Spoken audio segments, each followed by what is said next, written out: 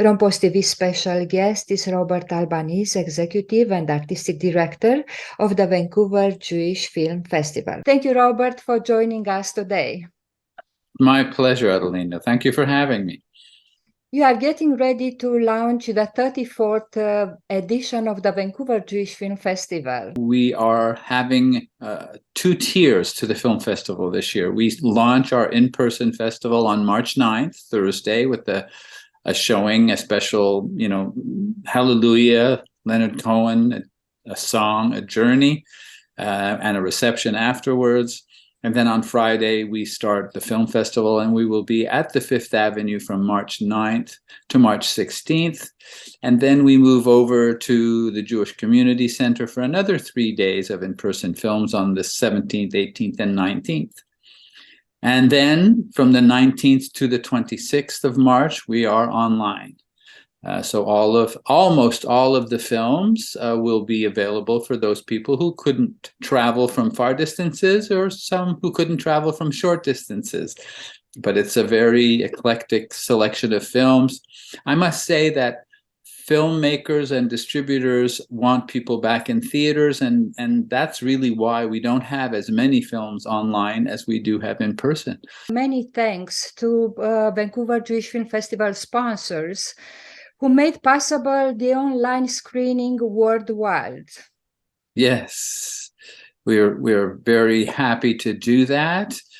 In some instances, we are happy to open up the screenings. Other companies are much more protective because they want to be able to get revenue from other film festivals in other cities and provinces and countries. And oftentimes having it wide does give the opportunity for the actual product to be seen more, which can increase value to what's being shown too. So. Where we can access and buy the tickets. VJFF.org tickets are on sale there. They can buy at the door as well. We are in a large theater at the Fifth Avenue and at the Rothstein. Both are over 300 seats. So we do not anticipate having problems accommodating people who come at the last minute. Of course, it's always smart to arrive early. And with today's technology, buying a ticket online is becoming very simple. And now that it's in person, people come. We had an advance showing last week, and people came with their telephones and just showed the code as they got to the door, and it made the entry very simple. And then, of course, the tickets can be printed at home and brought as well. We also have telephone lines that are open for people that have difficulty or just don't have the time to go online, and we're happy to help everybody because we love what we do and we want other people to see what we brought to the city. How many films did you look at to determine the final lineup, and how many films are presented this year? I probably look at close to 300 films over the course of the year. A number of short films. Most are feature films. And I guess out of that, we come with about 10%. So it's roughly 30 films out of 300. We are actually showing 6 shorts and 27 features this year.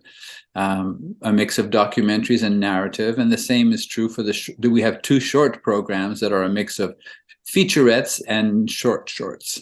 In terms of this year's Jewish Film Festival, please give us a sense of 2 or 3 films that maybe we'll be talking about in the weeks after the festival. So it's always very hard to pick 1 or 2 favorites. I don't like to play favorites. It's really an international festival, Adelina, so we have films from Eastern Europe, wonderful films from Italy, 2 wonderful films from France, film from Ukraine and Poland. Oh, one of my favorites is, the title is SHTTL, Shtetl, it's short for Shtetl. And Adi Walter, the filmmaker, has done an amazing film. It's black and white. It is a feature film that is done in 1 take. It is an unbelievable art film and so true.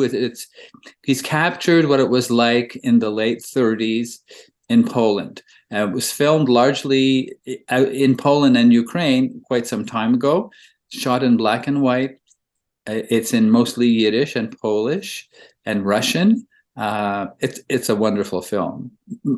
Probably my other two favorite films are two Italian films. One is called Where Life Begins, Alla Vita, which is in Italian with English subtitles. It's a gorgeous film set in southern Italy in Calabria on a farm. And another one is, you're making me pick. It's very hard, Adeline. The Shadow of the Day is the other one. The interesting thing about these two Italian films, by pure coincidence, the lead actor is the same in both, and you would never really recognize if you looked closely.